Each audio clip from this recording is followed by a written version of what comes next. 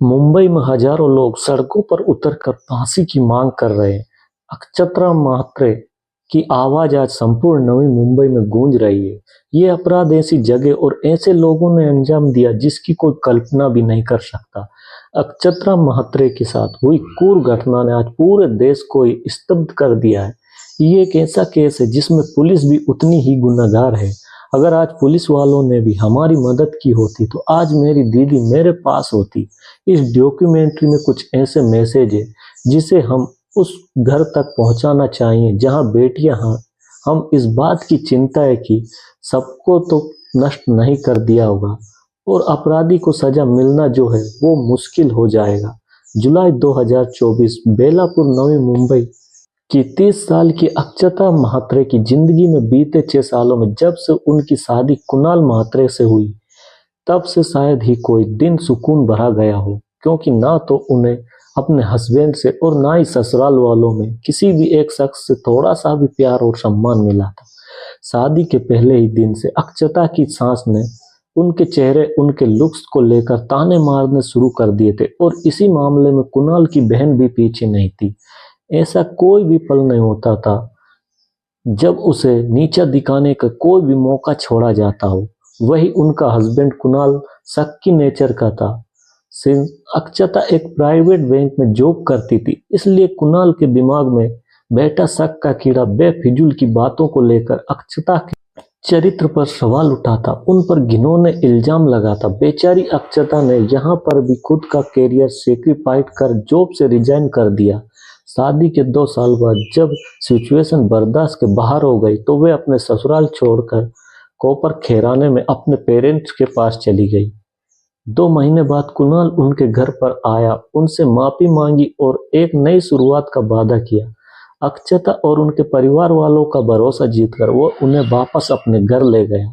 आज से लगभग 3 साल पहले जब बेटे का जन्म हुआ तो अक्षता के दिल में एक उम्मीद जगी कि शायद अब चीजें सुधर जाए, शायद मन की कड़वाहट थोड़ी कम हो जाए, शायद घर में अब बहस ना हो, शायद अब नए मेहमान के खातिर अंदर की इंसानियत जाग जाए। शायद एक बेहद इंटरेस्टिंग शब्द है, इसमें उम्मीद और निराशा दोनों बराबर मात्रा में होती है और अक्षता के केस में उन्हें सिर्फ निराशा ही मिलनी थी। कुणाल को जुए और सट्टेबाजी की लत थी और वे वक्त के साथ बढ़ती ही चली गई। कहने को तो वे म्युनिसिपल कॉरपोरेशन में जॉब करता था, लेकिन उसे अपनी बेलगम अय्याशियों के लिए पैसा कम पड़ जाया करता था। सोचिए, ये वही शख्स है जो अपनी पत्नी के चरित्र पर शक करता था। सब कुछ देखते जानते हुए कुणाल के घर वाले न सिर्फ उसका सपोर्ट करते बल्कि वे सब खुद भी पैसों के उतने बड़े लालची थे। पहले अक्षता की सैलरी और अब अक्षता के फादर की पेंशन फंड पर उनकी नजर थी। घर में रोज पैसों को लेकर अक्षता पर दबाव बनाया जाता था। गाली गलौज, ताने, चीखना, चिल्लाना, अक्षता के माँ बाप को बुरा भला कहना, इस कदर मेंटल टॉर्चर दिया जाने लगा कि उस घर में उन्हें पल पल घुटन सी महसूस होने लगी थी। और ऐसा ही कुछ 5 जुलाई 2024 की रात को भी हुआ। रोज के उन्हीं झगड़ों से तंग आकर अगले दिन यानी कि 6 जुलाई 2024 की सुबह 6 बजे अक्षता बिना किसी को बताए अपने घर से निकल चली जाती है। ऑफिशियली उस घर में वैसे भी किसी को अक्षता की परवाह नहीं थी, इसलिए किसी से भी शुरुआती कुछ घंटों तक ये जानने की कोशिश भी नहीं की कि आखिर वे कहाँ पर है। 3 साल का मासूम बेटा घर पर ही था। दोपहर तक जब अक्षता घर वापस नहीं आई तो कुणाल ने उनके पेरेंट्स को कॉल कर पूछा। पता चला कि वो वहां पर नहीं आए। अक्सर ऐसे फोन कॉल्स, वो भी बेटी की ऐसी ससुराल से जो पहले से ही उनसे नफरत करते हो, माँ बाप के दिल में अनहोनी का डर बिठा जाता है। 21 में वो हर शनिवार बेलापुर गांव के एक मंदिर जाती थी, लेकिन उस दिन जब पता किया तो वो वहां पर भी नहीं आई थी। जब कोई भी सुराग नहीं मिला तो अक्षता के माता पिता और हस्बैंड कुणाल ने FIR NRI coastal police station में मिसिंग रिपोर्ट दर्ज करवाई। हालांकि पुलिस ने गुमशुदगी के 24 घंटे बीत जाने के बाद ही एफआईआर लिखने की बात कही। वही अक्षता के ससुराल वालों का रवैया काफी अजीब था, मानो उन्हें जरा भी कोई दुख नहीं था और ना ही वो खोजने में कोई इंटरेस्ट शो कर रहे थे और ना ही पुलिस पर कोई एक्शन लेने का दबाव डाल रहे थे। और यही बर्ताव उनकी नीयत पर सवाल खड़े कर रहा था। लेकिन ये केस एक ऐसे मोड़ पर जाकर ठहर जाया गया जिसने इस पहलुओं पर सवाल छेड़े जिनका जवाब अक्सर इस देश में एक बेटी के माता पिता के पास भी नहीं होता। अक्षता म्हात्रे मिसिंग पर्सन के केस में सबसे अहम फैक्टर होता है वक्त, इसलिए समय रहते ही गुमशुदा की खोज लेना ही एकमात्र ऑप्शन होता है। लेकिन इस केस में ये वक्त ही था जो हाथ से रेत की तरह फिसलता जा रहा था। जुलाई शनिवार दोपहर 2 बजे मिसिंग रिपोर्ट दर्ज की गई थी, लेकिन 2 दिन से ज्यादा बीत जाने पर भी पुलिस अक्षता को नहीं खोज पाई थी। 9 जुलाई दिन मंगलवार को कर पुलिस स्टेशन में एक कॉल आता है। ये कॉल कल्याण सलफटा के गणेश गोल मंदिर में दर्शन करने गए एक शख्स का था, जिसे मंदिर परिसर में सीढ़ियों के पास खाई में एक महिला की लाश पड़ी मिली। मौके पर जब पुलिस पहुंची तो उन्हें बॉडी से कुछ कपड़े गायब मिले, सर पर गहरी चोट आई थी और गर्दन पर रेगुलेशन मार्क्स थे। जब पुलिस ने रिकॉर्ड में चेक किया तो पता चला कि ये बॉडी 3 दिन पहले लापता हुई अक्षता म्हात्रे की है।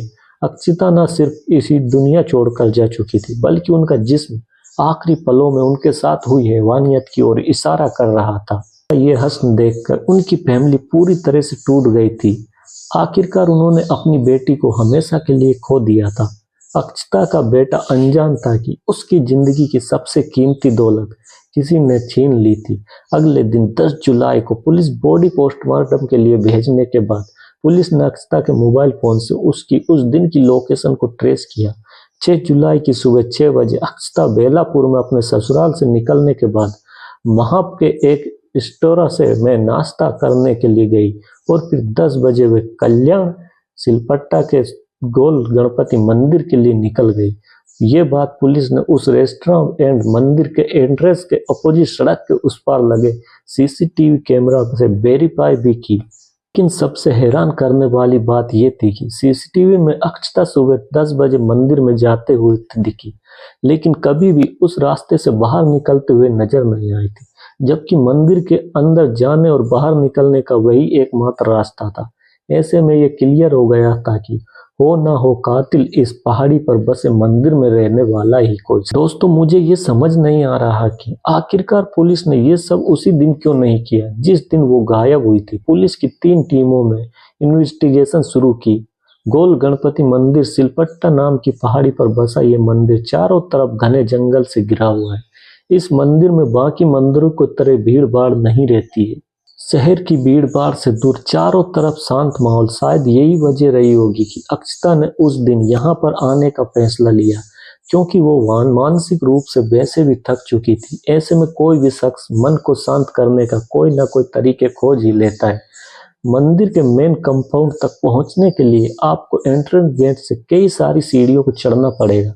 वे सीढ़ियां जंगल के बीच से होकर गुजरती है। पुलिस को मंदिर के अंदर एक और सीसीटीवी कैमरा मिला, लेकिन कैमरे का तार कटा हुआ था और तार के कटे से यह साफ था कि किसी ने उसे जानबूझकर काटा है।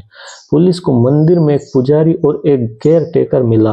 पुलिस को यह भी पता चला कि अभी कुछ दिन पहले ही मंदिर के मेन पुजारी बालक दास यूपी के ललितपुर में अंजनी माता के मंदिर गए हुए और अपनी जगह पर रिप्लेसमेंट उस पुजारी और 2 केयर टेकर को मंदिर की जिम्मेदारी सौंप कर गए हैं।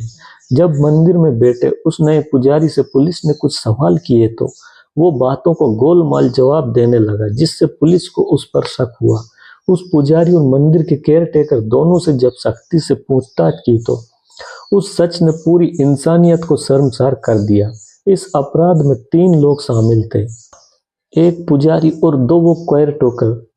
तो वे बहुत मानसिक रूप से परेशान थी। मन में दर्द और दिलों की उलझन को समेटे हुए शायद वे सुकून की तलाश में थी। जैसा अक्सर हम सुनते हैं कि आज इस युग में ऐसी कोई भी जगह सुरक्षित नहीं बची जहां इंसान का मुखौटा लगाए शैतान छुपा बैठा ना हो, और इस केस में मंदिर जैसी पवित्र जगह को भी नहीं छोड़ा गया। अक्षता को परेशानी में देख उन तीनों ने पहले दर्द बांटने के बहाने उसका विश्वास जीता। फिर पूरा मामला समझने के बाद वे ये जान गए थे कि अक्षता बिना किसी को बताए यहाँ पर आई हुई है, यानी कोई नहीं जानता कि अक्षता उस वक्त कहाँ पर थी। अक्षता ने भी अपनी सारी बातें ये सोचकर बता दी होगी कि आखिरकार मंदिर में उसे किस बात का खतरा होगा, वो भी एक पुजारी से जो तमाम लोग अपनी तकलीफें बताने आते हैं।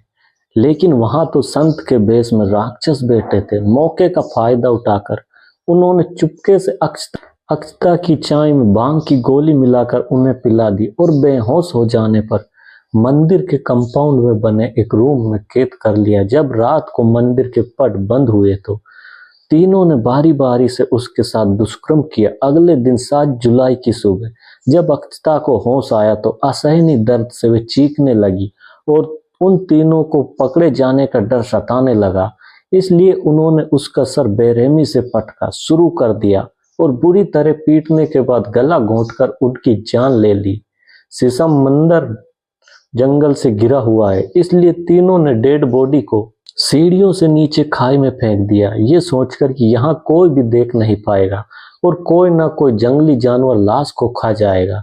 पोस्टमार्टम रिपोर्ट में head injury, blood trauma to chest and injury to genitals की बात सामने आई। इन तीनों को अपने इस प्लान पर इतना विश्वास था कि वे अपराध को अंजाम देने के बाद वहां से भागे भी नहीं। फिलहाल 12 जुलाई को तीनों को अरेस्ट कर लिया गया है, लेकिन हजारों लोग सड़कों पर अक्षता को न्याय दिलाने के लिए केस को फास्ट कोर्ट में चलाकर तीनों को जल्द से जल्द फांसी देने की मांग कर रहे हैं। जब पुलिस ने इस मंदिर के असली पुजारी बालक दास को फोन किया तो वे उस वक्त ललितपुर से अयोध्या जा रहे थे।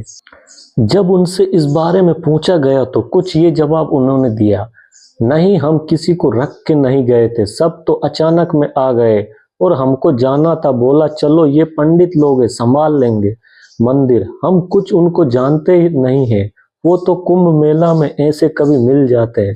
इलाहाबाद प्रयागराज मेला लगा था, वहां ऐसे कोई भी नंबर ले जाता है और हमारी कोई पहचान नहीं। उन्होंने ये भी कहा कि ना तो उन्हें नशीली दवा के बारे में कुछ भी पता है और ना ही उन्होंने उस कमरे की चाबी किसी को दी है जिसमें अक्षता को कैद कर रखा गया था। लेकिन एक सवाल जो खटक रहा है वो ये है कि आखिर बिना जान पहचान के उन्होंने इतने बड़े मंदिर की जिम्मेदारी यूं ही अनजान लोगों को कैसे दे दी। कई लोगों ने पुजारी बालक दास को भी इन्वेस्टिगेशन करने की और इस लापरवाही के लिए सजा भी देने की मांग की है। पूरे केस में पुलिस का रुख भी बेहद शर्मनाक रहा। एनआरआई कोस्टल पुलिस अगर लापरवाही न दिखाती और एक्टिवेटली रिस्पॉन्ड करती तो शायद अक्षता आज हमारे बीच होती। आखिर सीडीआर और लोकेशन के आधार पर पुलिस ने उसी दिन से काम करना शुरू क्यों नहीं किया। इम्पैक्ट 6 जुलाई की दोपहर को अक्षता ने अपनी एक फ्रेंड को कॉल भी किया था और उस ट्रामा के बारे में भी शेयर किया था जिनसे वे गुजर रही थी। एंड उन्होंने ये भी कहा कि वे अब अपने पेरेंट्स के घर भी नहीं जा सकती क्योंकि उनके इन्वॉल्व फादर के पेंशन फंड की डिमांड कर रहे हैं। पुलिस चाहती तो बड़ी आसानी से समय रहते कॉल डिटेल से पता लग सकती थी कि उन्होंने उस दिन कब, किससे और कहां बात की, लेकिन पुलिस ने ऐसा कुछ भी नहीं किया। उल्टा अक्षता के पेरेंट्स और उनकी बहन कोमल ने दिन में पुलिस स्टेशन के कई चक्कर लगाए, उनसे रिक्वेस्ट की, लेकिन पुलिस पूरी तरह से अंधी और बहरी बनी बैठी रही। अक्षता की बहन कोमल ने बताया कि ना तो पुलिस ने घर वालों को फोन की लास्ट लोकेशन शेयर की और ना ही सीसीटीवी फुटेज दिखाई। इस केस में मुजरिम सिर्फ वो तीनों नहीं बल्कि अक्षता के हस्बैंड, उनके इनलॉज भी है जिन्होंने जीते जी हर दिन उन्हें तिल तिल कर मारा। दुख की बात यह है कि अक्षता के ससुराल वालों को उस 3 साल के बच्चे की भी परवाह नहीं है। आखिर उसका क्या दोष था। कुणाल और उसके परिवार ने ये तक नहीं सोचा कि जिसे वे इतना टॉर्चर कर रहे हैं वे आखिर एक बच्चे की माँ है। अगर सबसे ज्यादा किसी ने कुछ खोया है तो वे बच्चा है जो इतना छोटा, इतना मासूम है कि शायद उसे भी इसकी समझ नहीं होगी। अगर हम अक्षता के मेंटल और साइकोलॉजिकल स्टेट का एनालिसिस करें तो आप जरा एक पल को उनकी जगह रखकर अंदाजा लगाइए कि इतने सालों तक हर दिन जिसे घुट घुट कर जीने को मजबूर होना पड़ा, जिसे कोई 2 शब्द भी प्यार से न बोले, जिसके चरित्र पर बेवजह सवाल उठाए जाए, ऐसी लड़की के दिल और दिमाग में कितनी उलझने, घुटन और कसमकस होगी।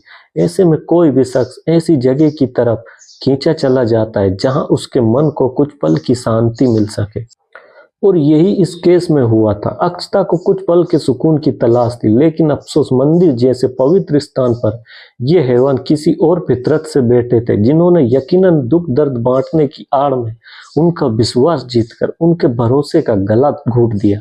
सिंधु ताई सकल जी ने सही कहा था कि आज के वक्त में एक लड़की के लिए शमशान घाट और कब्रिस्तान से ज्यादा सुरक्षित जगह हो ही नहीं सकती, क्योंकि इंसानों से बेहतर तो मुर्दे हैं। अक्षता आज हमारे बीच नहीं है, लेकिन अगर कुछ है तो ये है वो कुछ ऐसी सीख जो हमें इस केस से मिलती है।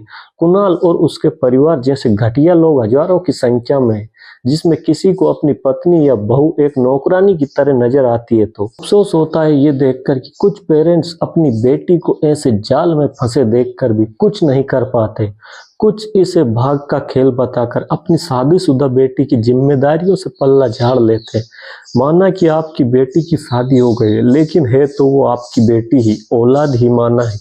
कुछ फैसलों का सही या गलत होना किस्मत पर डिपेंड करता है, लेकिन गलत फैसलों के साथ जिंदगी भर कॉम्प्रोमाइज करने का सॉल्यूशन मान लेना ये कहाँ तक सही है।